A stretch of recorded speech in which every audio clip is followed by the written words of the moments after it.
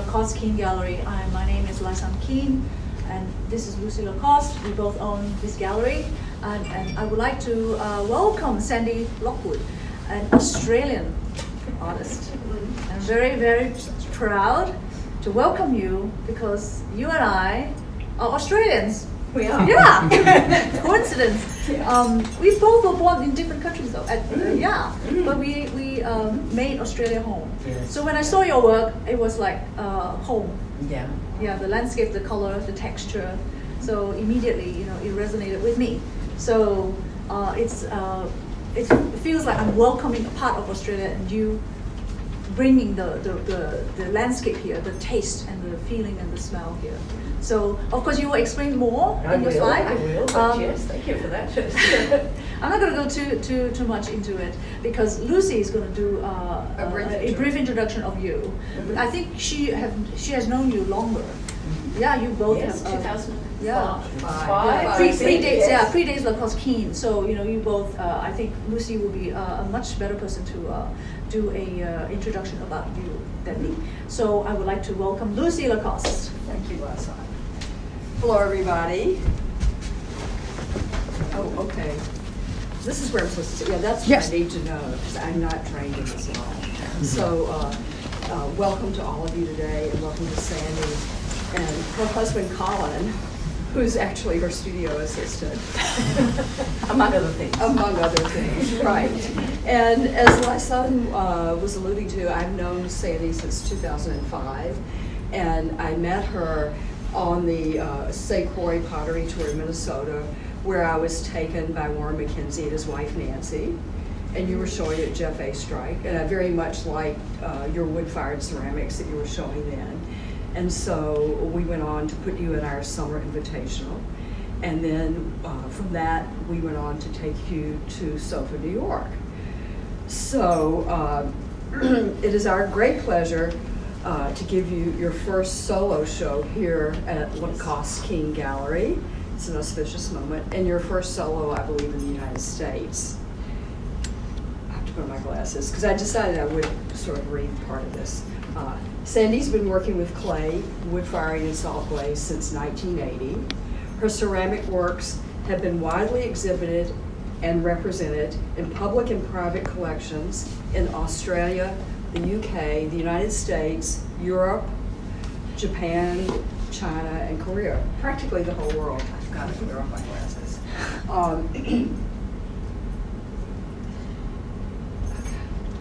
Her work has been published in journals and books, and you've been a presenter at many conferences internationally. Sandy holds a PhD and is currently a lecturer at the National Art School, Sydney. This exhibition, Unearthed Elements, grows out of your inquiry during your PhD. And in that, well, first of all, the PhD in Australia is a little bit different than it is here. 50% of it can be research and 50% is making. Found that fascinating. Mm-hmm. Practice-based. Yes, practice-based. So you started with the inquiry of why wood fire. Mm-hmm. And then you next wanted to know why you were attracted to weathered surfaces. Mm-hmm. And then from that, why you were drawn to old things. So this led you back to the UK where you were born, and to Neolithic sites, architectural digs at the Ness of Brodgar. Yes, I did say it. Exhibitions on prehistory as well as analysis of ancient clay. So I think what's fascinating about this body of work is it comes out of that research and inquiry, and it's all channeled into the sculpture. So really you've taken your interests and abstracted them and made this wonderful body of sculpture for us. So thank you very much. With that, I'd like to turn it over to you to talk in much greater depth about everything. Yeah. Thanks, Lucy and Lysan. Thank you to those who came. Thank you very much for coming to listen to it. I'm going to read because it works better for me. Oh, you're going to read too? I have to read. I've never read before. I've learned I don't know that if I'm not such a great ad-libber in public situations. I sort of lose my way, so my words are useful. But hopefully it will be not too much like a text. Do you need more light? No, I think that's pretty good. All right, so thanks for the opportunity to have this show. Really do appreciate it enormously. First solo show in the US is pretty significant for me, and the space is wonderful, and the way it's been set up has been beautifully done. So I do appreciate that a lot. Okay, so I want to talk about the work and a bit about its evolution, and I'll do some of that by talking and some of it by visual images, because that's the way I work. So first of all, a bit of background. First touched clay many years ago, 1975 I think. An artist friend of mine suggested I go to a pottery course in a community centre, which I think a lot of us started that way in the ceramics world. And they had one wheel, and so I got on the wheel every night, and it was magic. I just felt like a missing piece of my life, had fallen into place. Following this, I managed to get a job in a production studio in Sydney, and later went on to complete formal training at the National Art School, where I actually currently now lecture. It was there that I experienced my first wood firing and salt glaze firing, and I was just completely hooked on that process. It seemed to be magic. I didn't know what was going to come out of the kiln. It really was so exciting. Every moment of it was the unpredictability of it. At that stage, there was a wonderful book that had recently been published by Jack Troy, and it was like the Salt Glaze Bible. So my peers and I walked around with the Bible and read what he said about what to do and when, and we were just so enthusiastic about the whole topic. So really grateful to Jack for all his books and his poetry, which is fabulous. Every now and then he sent me some fantastic poems. And he wrote the catalogue essay for this show. So it's really pretty special for me to have had that input from him. After completing college, I went to the National Art School College. I moved in 1980 to a place in the bush. I was lucky enough at that stage to buy a block of land. Now I don't think any of my students can afford to buy a block of land, but at that stage it was really cheap. So I moved to the bush. There was a tin shed on the bush, and I lived in that. And I had a kick wheel in one part of the shed and slept in the other, and there was no power and no water. And I started to build. So the first thing I built was a kiln, because that was the main reason to go there. And then a studio, which is what it looks like now, all very roughly built with whatever I could scrounge from anywhere. Where I'm living is southwest of Sydney. It's halfway between Sydney and Canberra in New South Wales state, so you can locate that. Okay, so I built my first wood kiln and then proceeded to build a house. And this is a mud brick house, or adobe.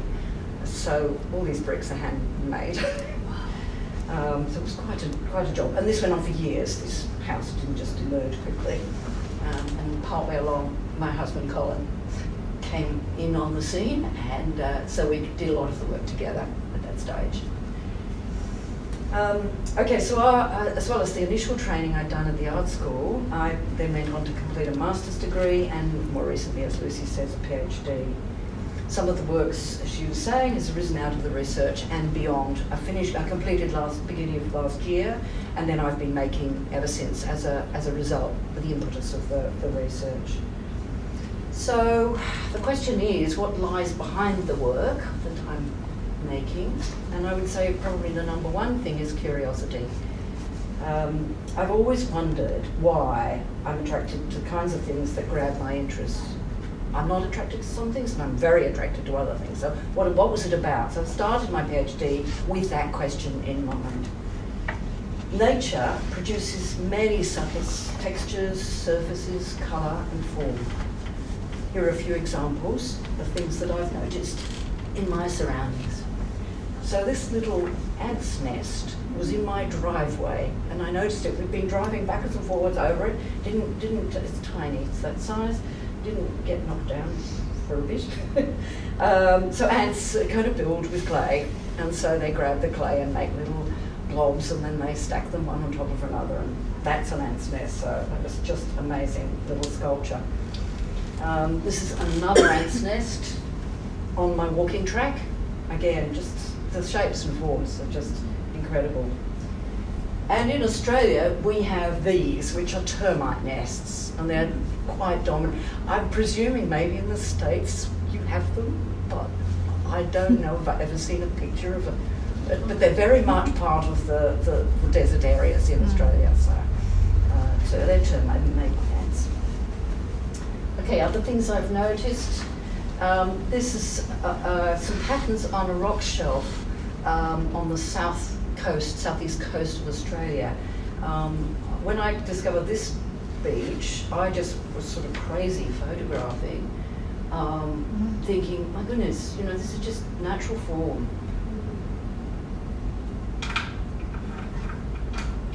Who needs to make art? You can see this. Okay.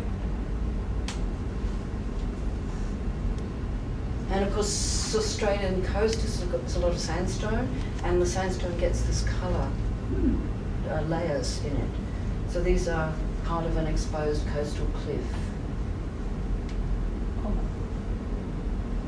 So as Lysan was saying, very Australian scene, I think. And then as well, we have a lot of drought. This is textures of a dried creek bed in a drought, but fascinating visually. So I really enjoy looking at things like that.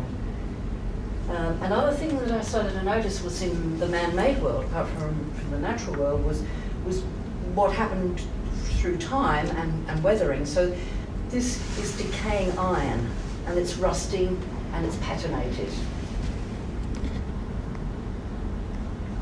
So that's so attractive, in particular.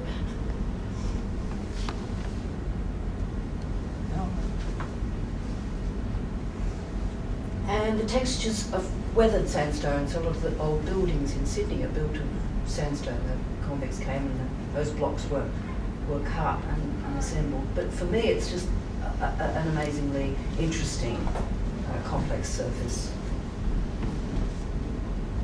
And then from some of the travels I did during my research, I discovered these weathered stone columns. It's an 11th century church in Orkney. And they just, look at that, I mean, they're still standing, they're quite tall. Where are these columns? In Orkney, north I see. of Scotland. It's an island north of Scotland. St. Magnus Cathedral. Yeah, St. Magnus Cathedral. Yeah. And then just recently, of course I've just been in Boston, outside the Museum of Art is this. And I went, oh, what's that doing there? So it's actually a natural limestone sculpture. It's been sent from China to Boston, and it's sitting there outside the museum. So it's just put there for my sake, really. But there are a lot of limestone produces the most interesting surfaces and textures, so it is just stunning. So next time you're visiting Boston, have a look at that one. Apart from many other things in that museum. It's a fantastic museum. Okay, so I had a sense that these things that seemed to grab me might have something in common. And I was searching for what it was and reading a lot. And in my search, I came to realise that it was probably visual complexity. So all of those elements in those pieces have some sort of surface that's very complex, that when you're looking at it, you can see the depth. Visually complex things cannot be fully taken in at a single glance. So it's not a quick, like that, look and move on. And they provide reward for extended and a detailed engagement. Visual complexity can provoke imagination and interest. Visual complexity is more than just variation in surface, colour and texture. It also refers to the edges and boundaries between surface features and the edges and boundaries of the form itself.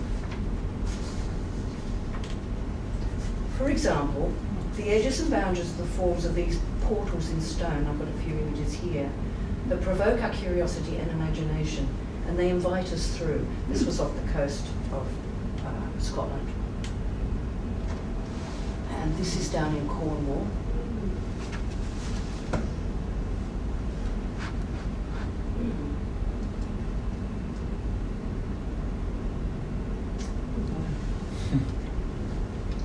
Like Cornwall as well.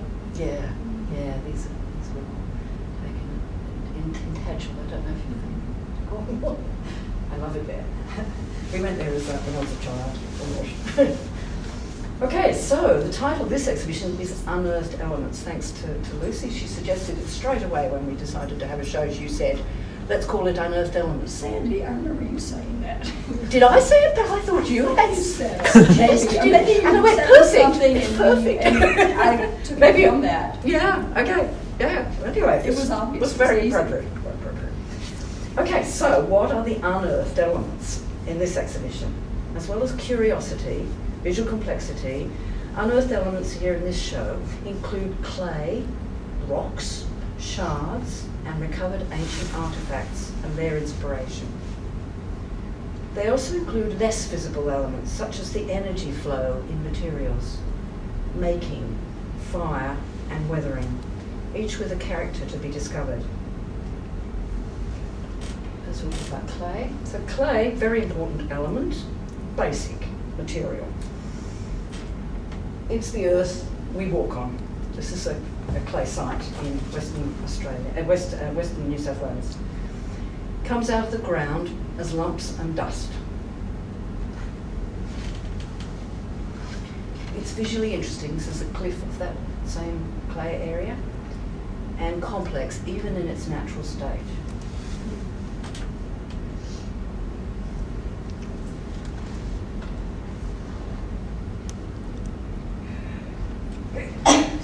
This is the same clay pit with some water in it. You can mix it with water, the clay, and it magically becomes a material that has unique plastic properties.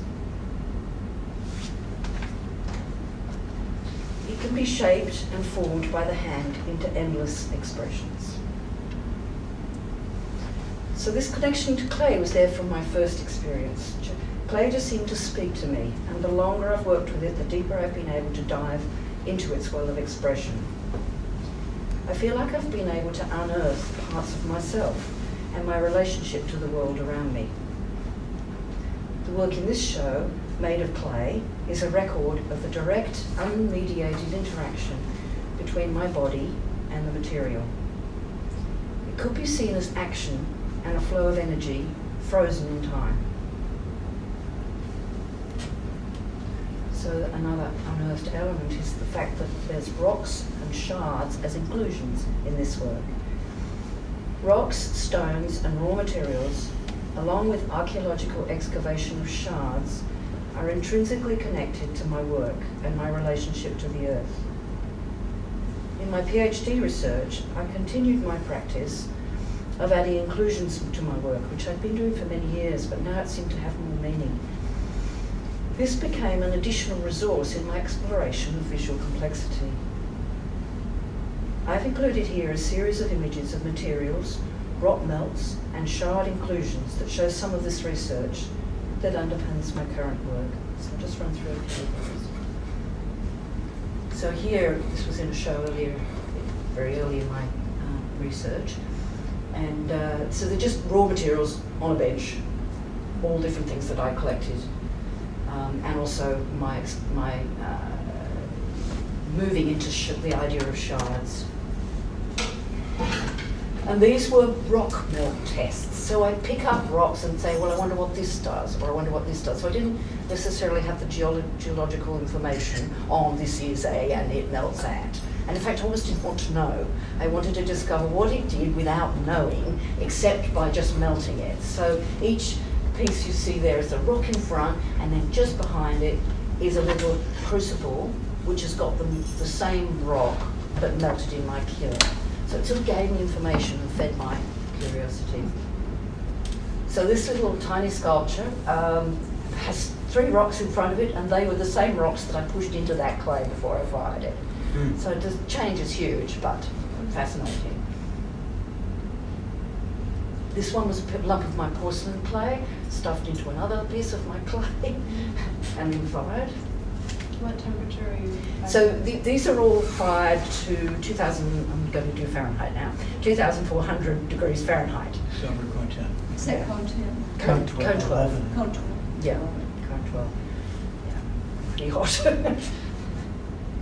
And then I decided to start putting my own shards, which were broken pieces of my pots, because they weren't working, my porcelain pots, burying them again and then refiring them in the kiln. So that porcelain angular piece at the top is a shard of mine put into the black clay.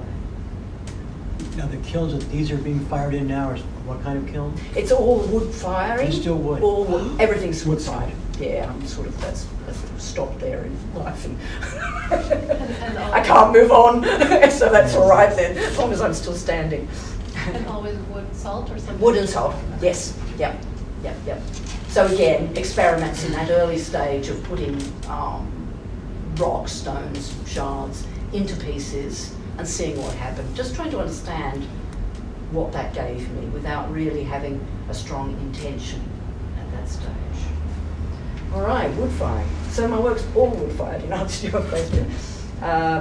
2 days is the longest I fire. I've got one kiln I can fire in 1 day, but I do different things in that kiln to the 2-day firing. So mostly the work you see is in the 2-day firing. Here's a nice picture of the flame. It's very exciting to fire. I mean, I never lose my interest in that, and I have a fantastic partner who loves wood firing as well, so it's a good team. So this is just a picture of, on the right of my gallery, and then 2 of the wood kiln chimneys, and the one in the middle there is being fired at this stage. And this is me stoking the kiln.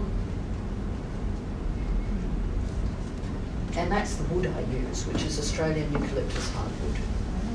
So quite different to softwoods that a lot of people use around the world, really. I presume in America mostly it's softwood, pine, yeah, and in Japan. There's a lot of oak used in Europe, so it depends on what people have got. But we've got that, so that's what we use, and it works really well. And that's a picture looking through the spy hole. It's a little hole in the kiln, so you can look in and see what's going on while you're firing, and just of a bowl melted. And that's a nearly cone 12. 12 is half done. And I put salt in, and that is just swimming pool salt in Australia, because there's all swimming pools. And I throw the bark that's on the left of that, put the bark from the wood in, and then I just chuck the salt on top. Okay, so where are we to now? Okay, so my understanding of wood firing is that it acts as a kind of speeded up weathering and change in the kiln. So what I put in isn't what I get out, and that's of course the intriguing quality about it and the attraction. Unearthed, excavated, emerging from the fierce interior of the kiln, these pieces encapsulate the abstracted flow of energy and material generated by extreme heat. The alchemical firing process adds a layer of uncertainty, unpredictability, and ambiguity. I think the resulting three-dimensional visual complexity is one of the things that draws me to wood firing the work. This process requires close examination of what comes out of the kiln. They're not all good. Because wood firing is so uncertain, the results are not predictable or repeatable, as much as sometimes you'd like that. At this stage, my task is to assess the qualities of the results presented to me by the kiln. I'm searching for the pieces that speak strongly to me and have that something special that offers something to my aesthetic vocabulary, perhaps something I haven't seen before. Okay, let's move on to another Unearthed. So, what about the ancient stuff? Clay, fire and stone played an important part in the culture of humans in the Neolithic period. Their artefacts are eloquent and strong, telling stories of hands and material that reach us through the millennia. Their visual complexity is enhanced by the work of nature, adding the patination of weathering. As in this piece of an archway with its Neolithic runes and weathered markings.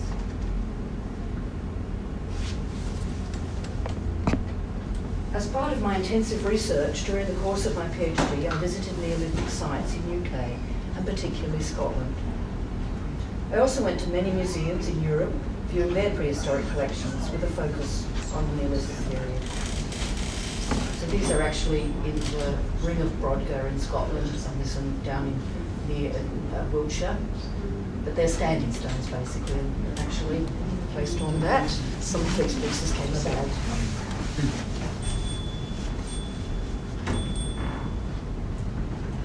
And grinding stones. They were just beautiful objects, leaning against walls in lots of places. So they also sparked a whole interest in the works, which is that piece and the one in the window. And there were pots. This is a rim of a pot. A lot of them were in shards, but some of them were whole pots. Axes, adzes, arrowheads, and other stone tools that I saw. They left an incredible impression on me.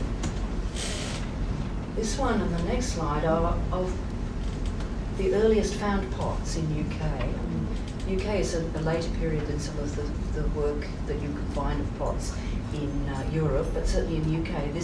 These pots here, this is called an Unston bowl. It's from Unston, and it's in Scotland.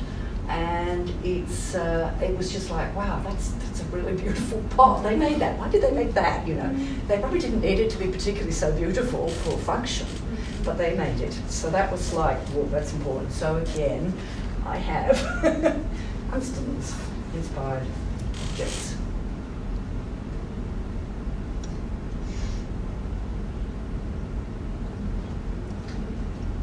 Unfortunately, the shots are taken through glass, as in most museum visits. You have to kind of get your objects through a glass pane. Visiting the dig, I went on archaeological digs. The one at the Ness at Brodgar brought to my attention the cut sides of the trenches. So this is a trench in a dig, and they would be looking for things. The archaeologists would be looking for things that stood out as different to the rock layers. They spoke of discovery as artefacts and shards were unearthed. In the trenches of archaeological digs, I witnessed the emergence of a pot buried 7,000 years ago. So that's that pot you can see there. You can see the rim, the edge of it on the right there. I presume it's clear. This was so moving. I imagine the hands that made, used, and then buried that pot. Based on experience, I can imagine just what the maker's hands had done when forming the clay. It's hard to get a piece like that out of the trench, by the way, because it's basically going to fall apart. Down in Cornwall, I was given a sample of clay from the very place that Neolithic makers dug theirs. I felt it and made some clay tests. I was forming the very same clay in the very same way as someone 7,000 years ago.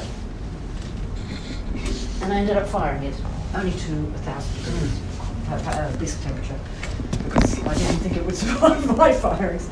I just wanted to see what the colour would be like and the rock qualities that are embedded in it.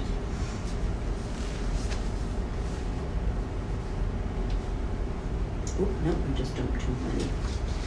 So, just divert slightly, but I was teaching in France earlier this year, and I was very fortunate to visit the Pompidou Centre in Paris. I presume some of you may have been lucky enough to go there. It's absolutely the best museum. Well, it was for this show that I went to. So, they had this profoundly insightful exhibition called Prehistory, a Modern Enigma.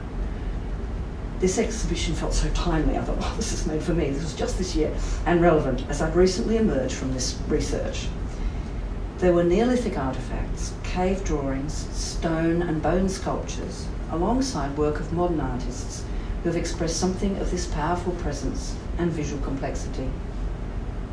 This exhibition documented the same connections I felt and tried to express in the works you see here. And I'll just read a few of the names of the artists. So the modern artists were Jean de Buffet, Picasso, Lucio Fontana, Oscar Jorn, Joan Miro, Richard Long, fantastic piece of his, and Giacometti. So they're all people who've actually kind of looked at this early stuff and then felt something about a connection between that work and their own expressions. All right, so I'll just run through. This is really what you're seeing in the show, so you almost don't need to see it, but I'll just run a few shots of the work that you can see here.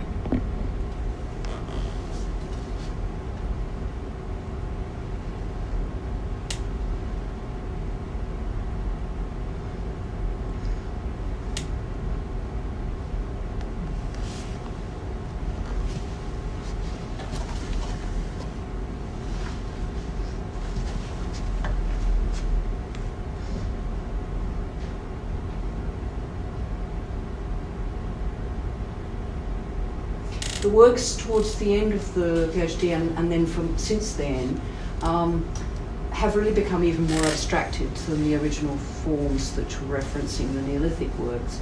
And it was more like grabbing things from the ground, grabbing soil, putting things together, having, you know, whatever you might discover in the ground in the object. So that's what these are, kind of like handfuls of things pushed together, very directly made and quickly. Just to kind of grab something of that movement. Yeah. So my works could be considered an amalgamated abstraction of all the many elements that have come to influence my making. My journey, fueled by curiosity, is one of exploration with no real end. And that's the end of the show.